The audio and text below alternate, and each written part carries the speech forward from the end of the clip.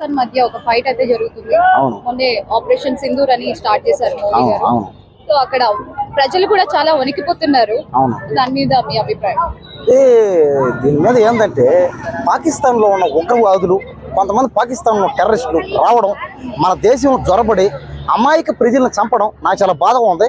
చంపిన దానికి వాళ్ళు చేసిన పాపానికి ఇప్పుడు ప్రతిఫలం అయిందనమాట. అందుకని ఇప్పుడు వాళ్ళు ఈ రోజు దాంకుంటున్నారు, చస్తున్నారు, మగ్గుతున్నారు అంటే కారణం వాళ్ళు చేసుకున్న పాపాలే.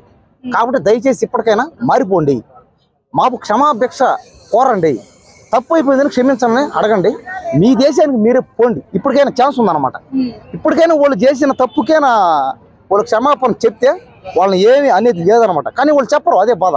వాళ్ళు చెప్పరు, లాక్కుంటారు, గొడవకు వేస్తారు, అది మాది అంటారు, అసలు ఇండియా మొత్తం మాది అంటారు, నువ్వెవరో చెప్పడానికి అంటారు, నదులు కావాలంటారు, భూమి కావాలంటారు, అన్ని గొడవ అనమాట. అంటే పాకిస్తాన్ వాళ్ళు ఎక్కడున్న గొడవ ఇది. ఇంకోటి ఏంటంటే మన ఇండియాలో ముస్లిం అయినా, క్రిస్టియన్ అయినా, హిందూ అయినా, సిక్కు అయినా మన ఇండియాలో ఉన్నంతసేపు వాళ్ళు ఇండియన్స్ అంతే అనమాట.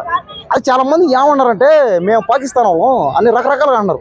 అది కాదు, అది నువ్వు ఇక్కడ ముస్లిం అయినా ఇండియనే, నువ్వు క్రిస్టియన్ అయినా, సిక్ అయినా, ఏదన్నా అనుకో.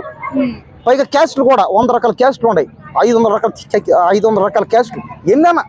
నువ్వు ఏ క్యాస్టోడు అయినా, ఏ మతోడైనా నువ్వు ఒక ఇండియన్వి. కాబట్టి ఏంటంటే ఎవరు బాధపడద్దు, నాది ఆ మతమే, నేను అక్కడ పోవాల్సిందే, నేను ఆ దేశం పోవాల్సిందని కరెక్టే కాదు. అది ఇండియాలో ఉన్నంతసేపు అందరికీ సేఫే.